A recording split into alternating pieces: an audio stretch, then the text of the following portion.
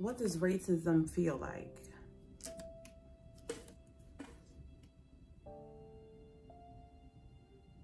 At times, racism makes you feel like you're not there. Nobody sees you.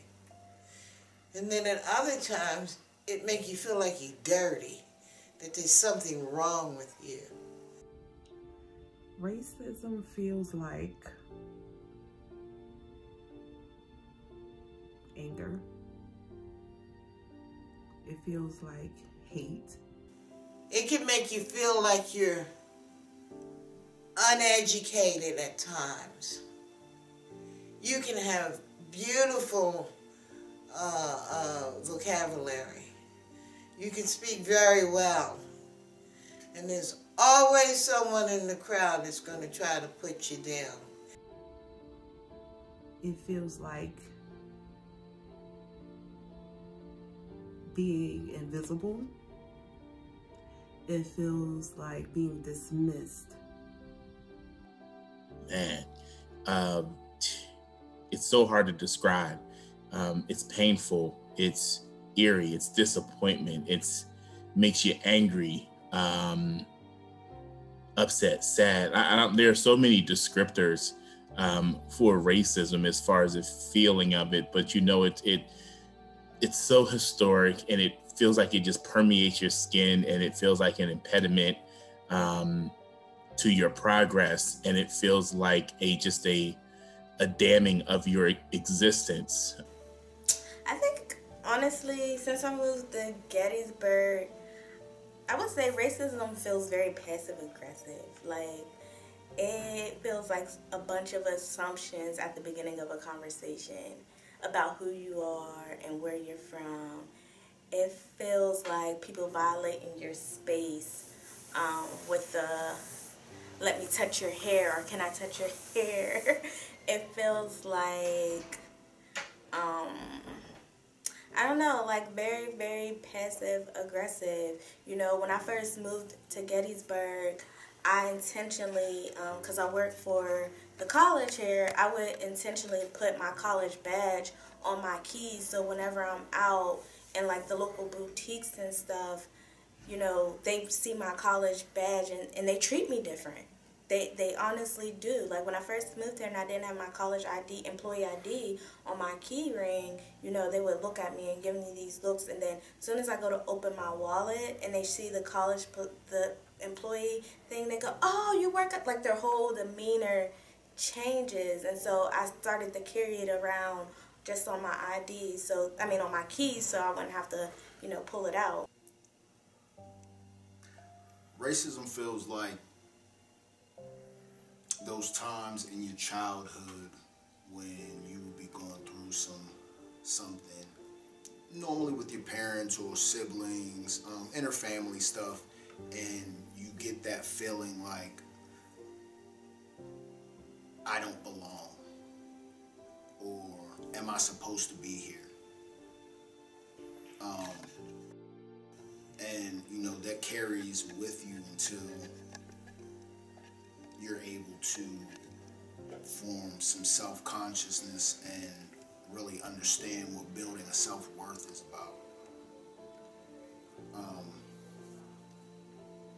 I don't wish it upon anybody because, I mean, as we all know, that, you know, sometimes in our lives we have that feeling where we don't belong, nobody loves us, or any of those self-denigrating feelings. So, yeah, it's just kind of, it's rough. It makes you question where your place is at. And like signals of energy, of disgust. Sometimes racism feels like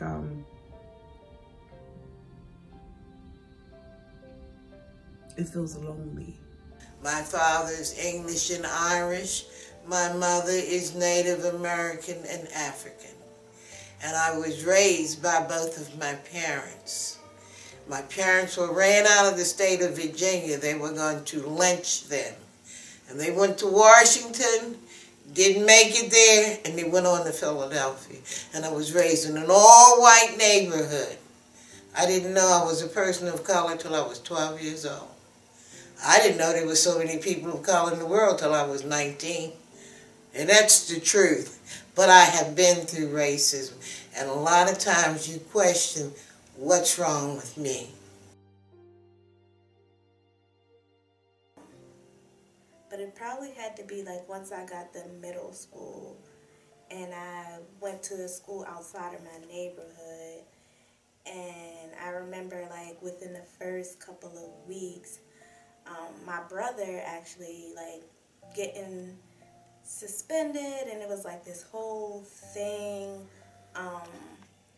One about him not wanting to eat school lunches, so they thought that for some reason because he wouldn't eat school lunches that we weren't being fed at home. And I felt like that was very, very ingrained in you know, racism and stereotypes. And then him being a label aggressive amongst all the other white kids at our school, for just typical like, you know, a foul on a basketball court or, you know, things that were very typical of a young boy. And I think that was the first time I recognized or experienced racism within the school system. My father came to school. My mother came to school. My father one day couldn't come to school and pick me up. How old were you? I was 12. Somewhere between 10 and 12. So my mother wasn't working that day. And she came to the school to pick me up. And one of the children said, "What's that colored woman doing over there by the fence? Look at her." And I looked over there, because I was busy looking for Daddy. And I looked over there, and there was my mother. And I said, "Oh, that's my mother." And I ran towards her, and somebody, I don't know whether the child misunderstood me or what, but some kid said, "Oh, that's Mita's maid." And I turned around and I said, "That's not my maid, that's my mother." And from then on, it was, oh, Mita's mother, Mita's maid. See, for me, I grew up in Philadelphia, so racism and prejudice was like right up in one for me. And I guess I'd have to say, to make it racism, I will have to focus on something that was done to me. I was in 6th grade. I was in a math class, and the teacher asked me a question and I did not hear her. And she asked me if the reason why I couldn't hear her was because my hijab was too tight around my ears. A hijab is a piece of material, so I know that I was being discriminated against. I felt like it was a racial thing. But I do understand now, as an adult living in a racist town, that may have been a more prejudiced thing. So growing up in Philadelphia, I didn't have those kinds of experiences. My prejudice and racist experiences were normally, almost always connected to my hijab.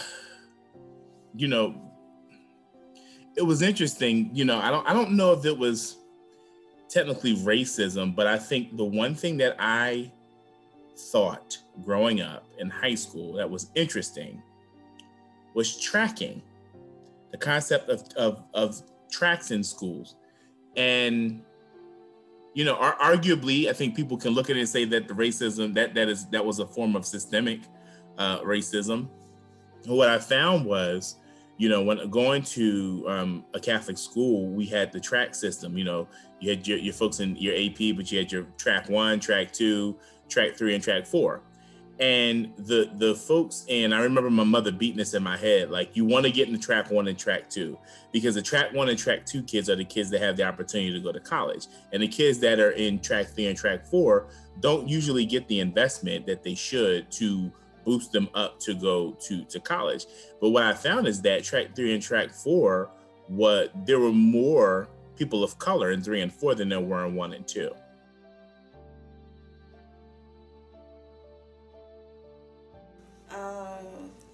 It's about,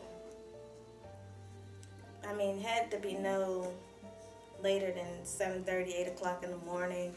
Police came kicking in my grandma's door. And I was definitely in elementary school. And I was in the shower getting dressed for school, you know. They kicked in the door while I was in the bathroom. And I just remember them screaming. And being a young kid, I'm in the shower, there's police waving guns, and like, it was just the most traumatizing, violating experience that I ever felt in my life. My great-grandmother, you know, older lady, they drug her outside in her house coat with no shoes on. We live in Pittsburgh, so there's snow on the ground. And I just remember it being very, like, traumatizing and not a feeling of comfort or being protected or served or, you know, it was scary. I guess I had to be about 9 or 10 years old. And I remember traveling with my family. My father was very adamant about making sure that we traveled. And I remember just seeing red and blue lights and being so afraid. And when I looked up, you know, it was like silence in the car. Or when I looked up, I could hear police officers asking my dad to step out of the vehicle. I remember seeing his hands across the dash. I remember cop cars with rifles pointed at my dad, my Abu, what we called him, my Abu. And I remember them making him get to the ground. I remember being so scared. And I remember my mom praying in the car. And it was just, my father didn't have a light on, or he had his high beams on. It was, I don't want to make it up. I don't remember, but I do remember the fear.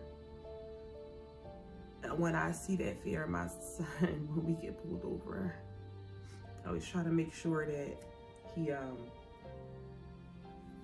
understands that mommy did nothing wrong, so we'll be okay. I don't really know if that's true. My first encounter with the police was, so I went to a summer cookout with my parents, my mother and my father. It was one of the few memories that I have of them together. But my dad at the cookout got caught trying to talk to another female, and my mom grabbed me and we left and sped towards our home. We got there and she just started packing up stuff. I didn't know what was going on. I think I might have been 4 or 5 at the time. I just know my mom was hysterical. So we're there probably about 10, 15 minutes, and my father burst through the door, and they commenced to jangling at first with the mouth, and then it started turning physical. I think I don't know who called the police, one of my neighbors, but the police came there, and my dad fought them. And I watched him fight 4 cops by himself until ultimately they got the best of him and took him to jail. I don't know what the what the outcome or results of any of that stuff was. Like I said, I was a little kid, but and not knowing the situation, all I saw was the cops beating up my dad, and so that kind of stuck with me. It stuck with me over the years from the aspect of a child's eyes, and watching their dad, you know, being physical and being overpowered physically by the cops. You know, my first encounter was with the Police Athletic League at PAL, and where I live, it was the 35th District Philadelphia Police. And the person who was assigned to our area that worked with the youth was Officer Jones. He was a phenomenal man, great man. He really did a lot for me and my brothers, and just working with the kids in the neighborhood. You know, that's where community policing was making a difference, right? You know, folks weren't in there in your space just to arrest you. They were there to uplift you. They were part of your community in that sense when I was growing up. So that was my first experience with police, was with Officer Jones, just a phenomenal man. And it's interesting because it shifted for me, like the first time I got pulled over. And the first time I got pulled over, my expectations were that person would engage me in all of my humanity like Officer Jones did. And that was not the case. So it was definitely a wake-up call for me. Go ahead. I do want to add that, like, you know, I also, as a kid, I had like very positive interactions with the police too. Mm-hmm. I mean, we had an officer, you know, that lived in the community, was from the community, coached Little League football, you know. There was another officer, wasn't directly from my community, but a neighboring community, who would come out and he would, you know, buy all the kids ice cream, and he would have like a little hot dog stand, and he would play basketball with all the kids, and, you know, all those things. And, you know, so we had there were positive interactions with the police as well, but it was usually the African-American officers who lived within the community, had grew up and had attachment with the communities. But all the other officers, like, you know, who weren't from the community, or, you know, they came in, they did whatever, you know, they stopped you and frisked you, and they didn't care if you were little, you know, 10-year-old on a basketball court or a grown adult. They didn't care. It's like, you know, everybody gets stopped. That's Tuesdays, you know, at a certain time on Tuesday, don't be outside because it's Task Force Tuesday. They're coming through. They sweep in the neighborhood, and they're going to arrest everybody. So, you know, those are my encounters with the police, and how, you know, they police, you know, inner city communities. You want the truth.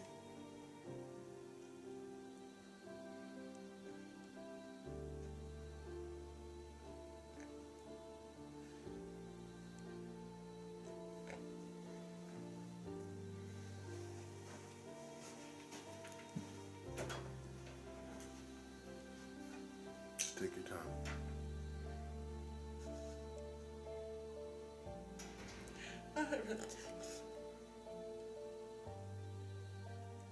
I haven't talked about this in years. I was a young girl.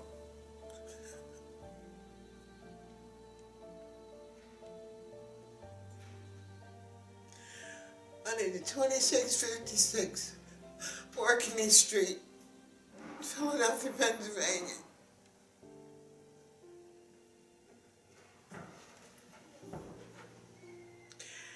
I lived right behind St. Christopher's Hospital. And my father was a very, very nice man. God didn't make a man better than my dad. So,